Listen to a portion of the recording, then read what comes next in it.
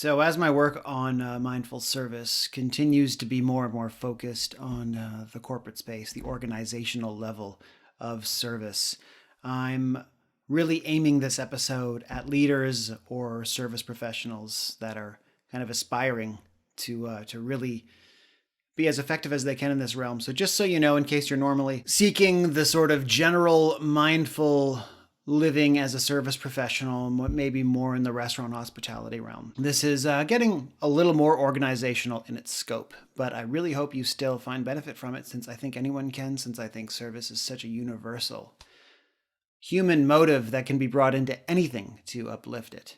But I really would love to hear your feedback on this episode and anything you'd want to add if you are a leader in a service-based organization. Ever go out to dinner and everything's perfect? You know, in that like uninteresting way where they're just kind of like, they're fine, right? It's every box is ticked. All of the proper procedures and protocols are followed. And it's on point, right? And then something happens that begins to make the night really interesting. Something goes wrong. Someone spills something on you, a server, perhaps. And you're like, yes. That's how I'm like anyway. And you might be thinking, well, you're like that, Stefan, because you're sadistic and you love watching people squirm. No, that's not true at all, actually. I would feel tremendous compassion for them. No one likes making mistakes. It hurts. But I can't help but be unbelievably curious as to how the team is going to recover from that error, how they're going to handle the situation. And it's not just that. It's like, ooh, what am I going to get? You know, they're going to give me some stuff. Really not out for a bargain anyway, if you want to go out and have a nice time. You want a genuine experience. And that's the whole thing here. It becomes genuine when somebody makes a mistake. Something funny happens where you know that they're going off script now. You know that they are having to really kind of show up as humans that are, in a way, you know, kind of vulnerable and accepting that things didn't go as planned. And also individual to you. And I think people really appreciate a good recovery situation in a service experience because the results feel individualized.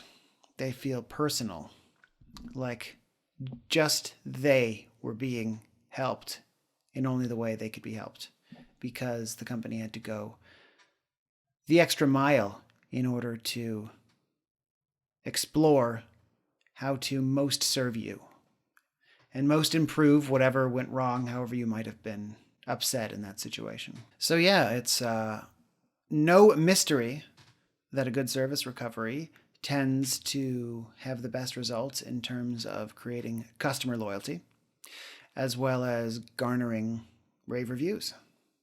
And even servers who were participating in a great service recovery in a restaurant get really great tips as a result of someone saying thank you. Thank you for really showing that you had my interest at heart, not that you were just following the usual script. It has to be a good service recovery, though. It can't just look like yet another protocol. It has to have feeling behind it. And I think that's another thing that is the difference, too. Maybe when I go out and everything's awesome and fine, it feels that way mechanically. Things can be perfect mechanically speaking and feel less enjoyable and enriching and less perfect than maybe somewhere more warm and raw. Maybe that was a bit clumsy of a place or just less refined, right? Like when you go out in some other country, let's say, like you're visiting any given country, do you seek fine dining of fine dining?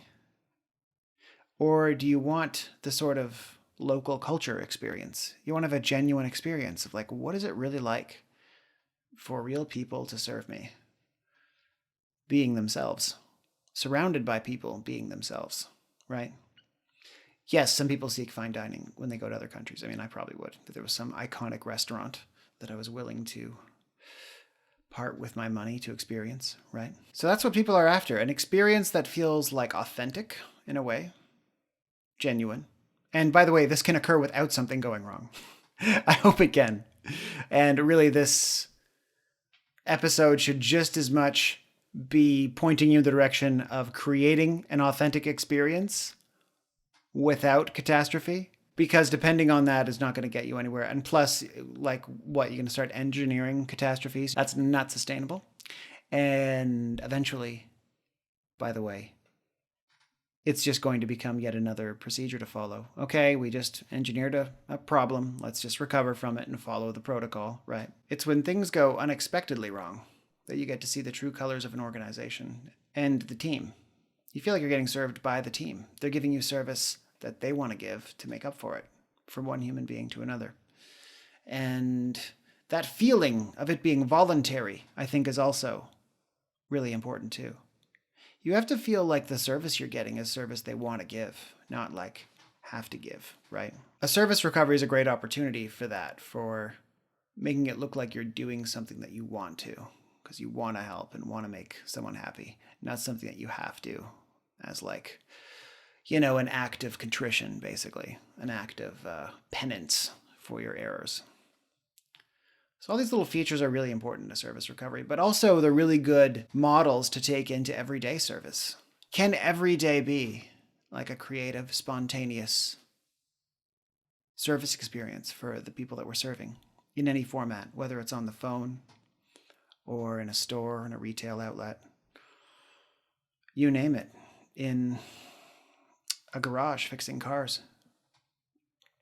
Can the people working there be empowered to use their intellect and creativity? I guarantee if they are given that power, they will start to make better decisions. There's just something that occurs where intelligence levels skyrocket once one is trusted to be an adult, rather than just having to rigidly follow a protocol because their own human folly is not reliable enough to act on its own, right?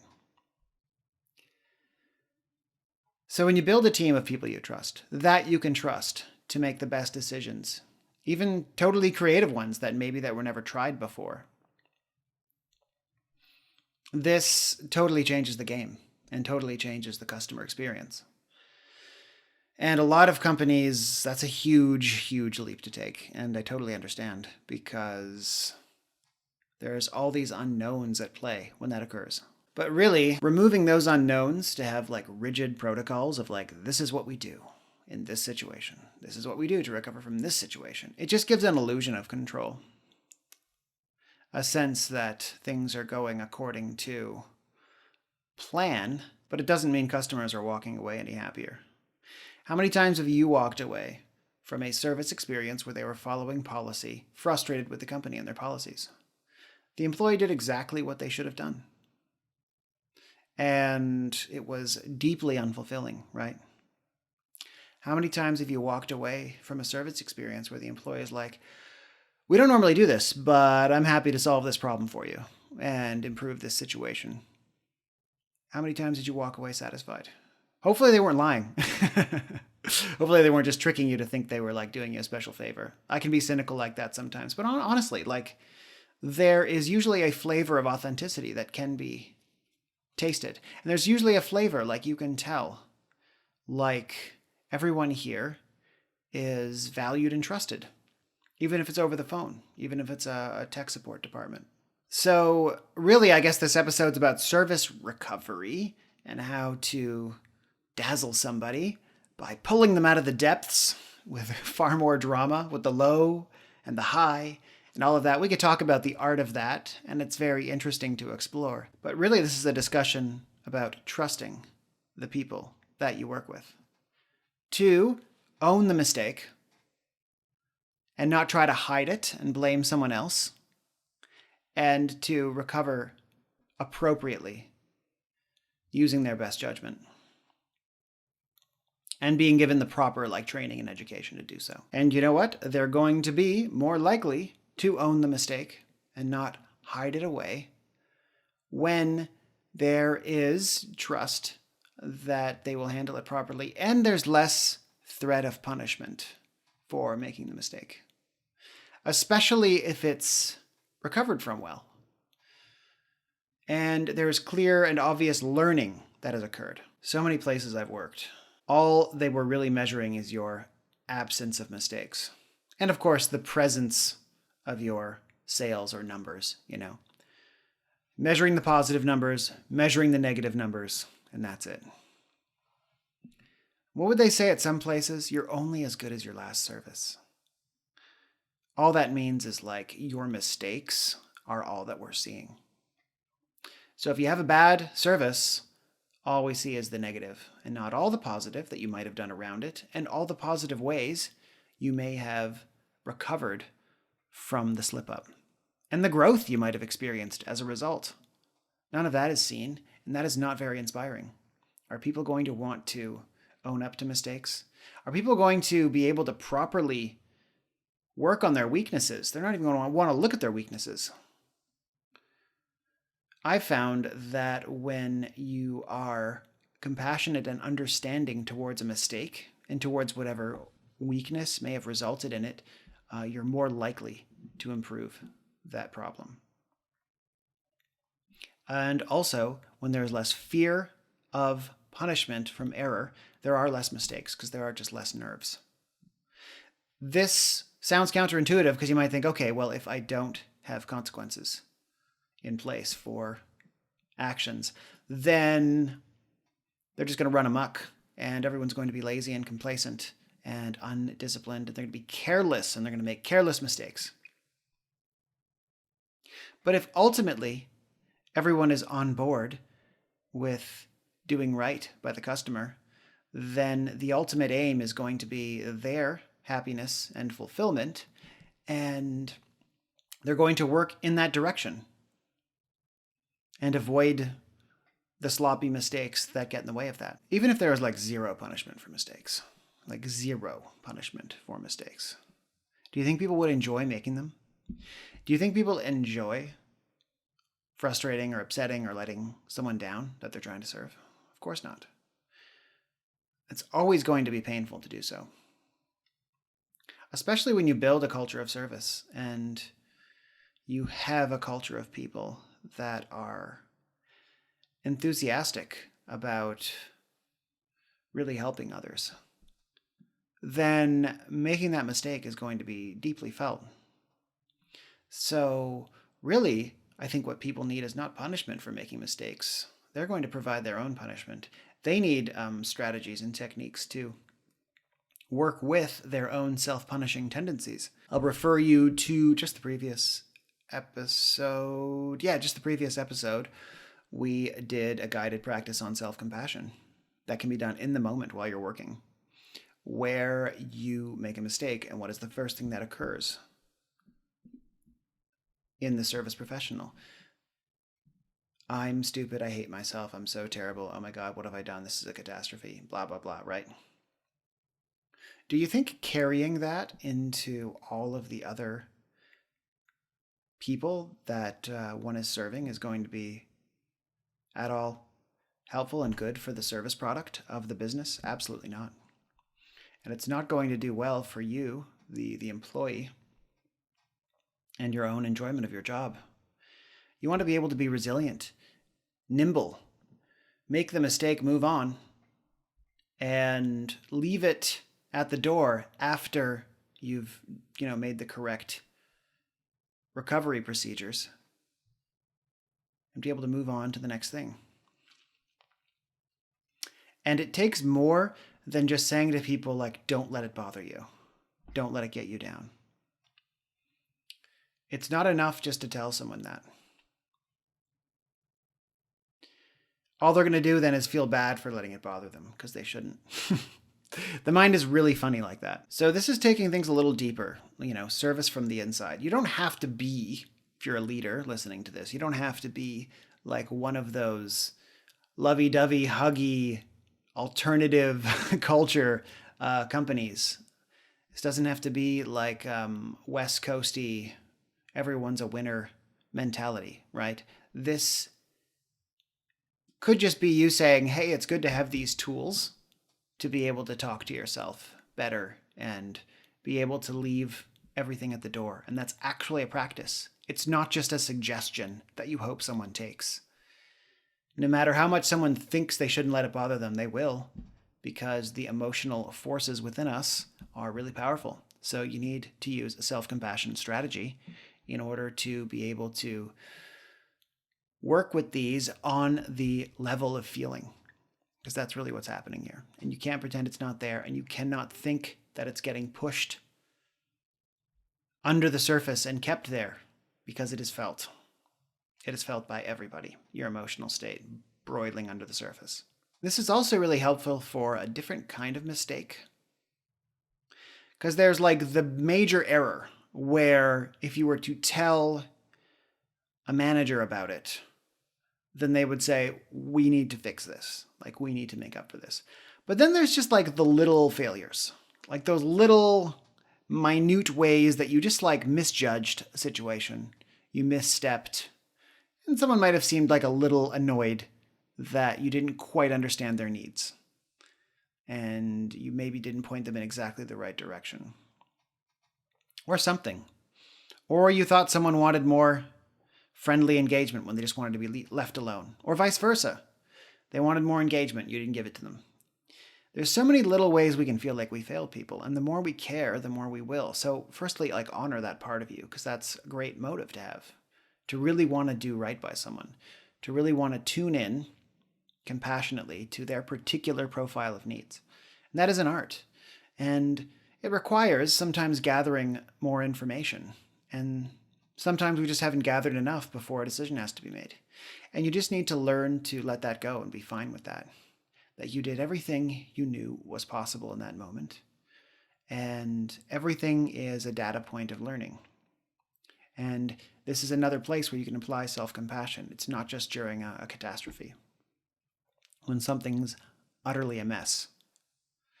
It can also be just little moments where you have little opportunities to jab yourself. Because self-worth is such a challenge in this industry. First of all, the service role feels lowly.